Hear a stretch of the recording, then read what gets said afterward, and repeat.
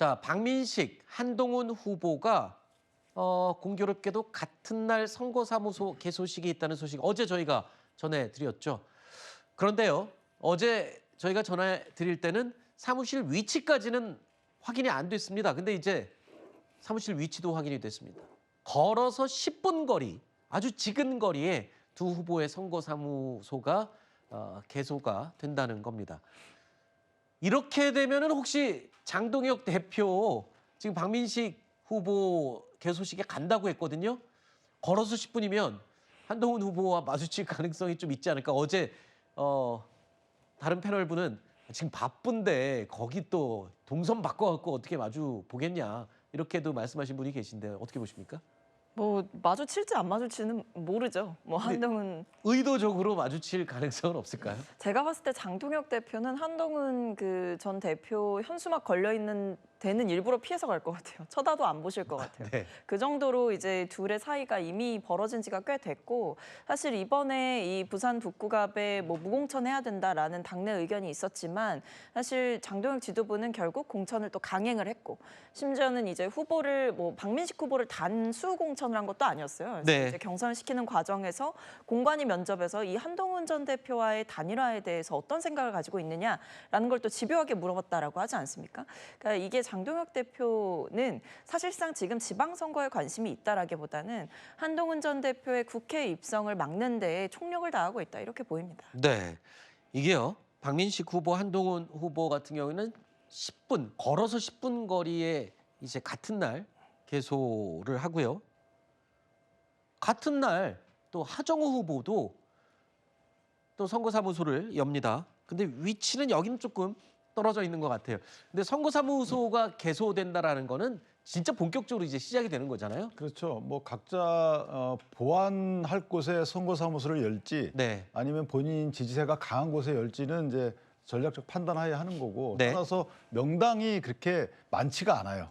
그러니까 명당. 지역적 명당이 아니고 네. 선거 전략상 여기 꼭 열어야 되겠다고 하는 그 지점들이 그렇게 많지 않기 때문에 이렇게 겹치는 건 어쩔 수 없는 거고 네. 날짜가 겹치는 것도 어쩔 수 없습니다. 10일이 마지막 15일 날은 이제 등록을 해야 되거든요. 네. 그러니까 10일 날이 마지막 휴일입니다. 일요일입니다. 따라서 많은 분들이 올려오면 일요일 날 해야 되고 그게 공교롭게 10일이 된 거예요. 따라서 뭐 상대방 견제 차원에서 날짜를 골랐다, 장소를 정했다라고 하는 것은 맞지 않는 거고 네. 오히려 관전 포인트는 저는 네. 그러니까 이제 시간이 같아서 그렇지만 한동훈 후보와 그 박민식 후보가 네. 서로의 개소식에 갈지가 저는 사실 관전 포인트라고 봐요. 갈까요?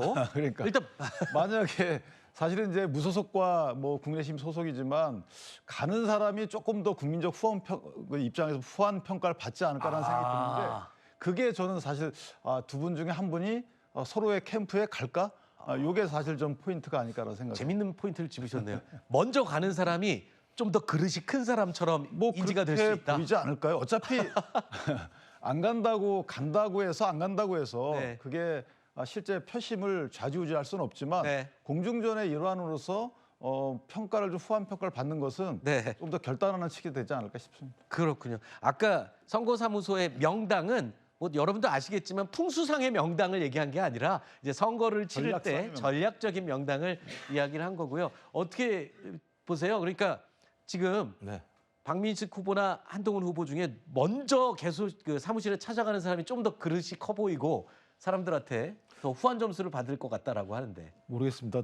뭐 전화를 하셨는지 정확히 모르겠습니다만 박민식 후보한테 가라. 네. 좀 대범한 모습을 보여라. 네. 근데 이제 문제는 그럼 이슈가 그걸로 다 덮이겠죠.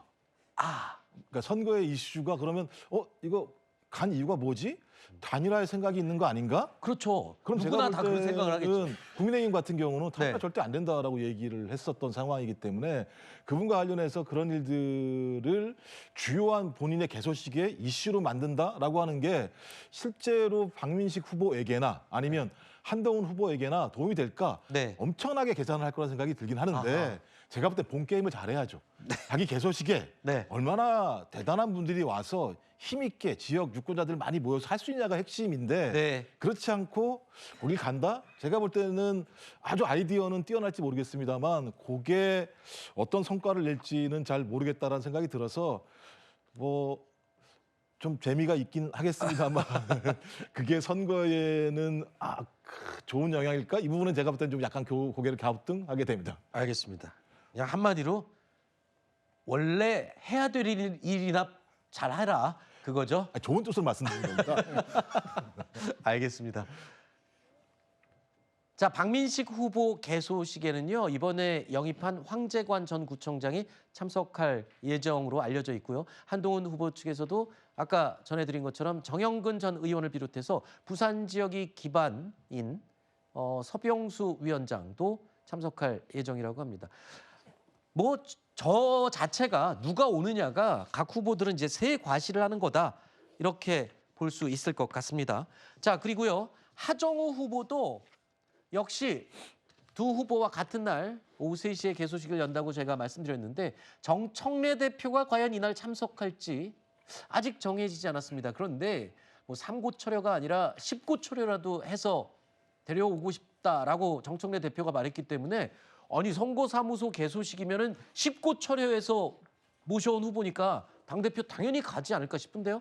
네, 뭐 아무래도 이제 말씀해 주신 대로 네. 대표께서 굉장히 좀 영입에 공을 들였던 인사이기 네. 때문에 뭐 갈 가능성이 없다 이렇게 보기는 어려울 것 같은데요. 네. 다만 이제 최근에 아무래도 이제 논란도 있었고 뭐 이른바 오빠 논란도 있었고 그리고 사실 이 지역의 개소식을 할 때 좀 많이들 보는 게 결국 그 지역 주민분들이 많이 오시냐 이게 제일 중요하다라고 하더라고요. 그렇죠. 결국은 그러니까 유권자의 관심이 맞습니다. 중요하죠. 맞습니다. 예를 들면 뭐 정치인이라고 하면 팬덤이 있을 수 있죠. 네. 근데 뭐 예를 들면 한동훈 전 대표가 개소식을 했는데 이 팬덤이 이제 많이 각 곳에서 왔다라는 것과 또 이제 지역 주민분들이 많이 방문해 주셨다 이것이 다르듯이 하정우 네. 후보도 마찬가지일 겁니다. 뭐 네. 당에서 뭐 주요한 인사들이 얼마나 가느냐도 중요하겠지만 아하. 사실 지금 이제 하정우 후보가 지역에서 활동을 하면서 지역 주민들과의 이 스킨십도 많이 하고 있고 네. 지역 주민들의 기대도 받고 있는 상황이라고 한다면 네. 오히려 관건은 정청래 대표가 오냐 안 오냐 혹은 누구 유력 정치인이 오냐 안 오냐 이 부분보다도 네. 사실은 지역 주민분들께서 좀 많이 방문을 해주시냐 이게 가장 중요한 관전 포인트일 것 같습니다. 대변인님, 네. 이 팬덤과 여론조사 결과하고는 또 좀 별개의 이야기인 거죠. 왜냐하면 맞습니다. 하정우 후보는 가장 뒤늦게 지금 참전을 했기 때문에 글쎄요, 이거 팬덤이 아직 형성되기에는 좀 이른 타이밍 아닌가요?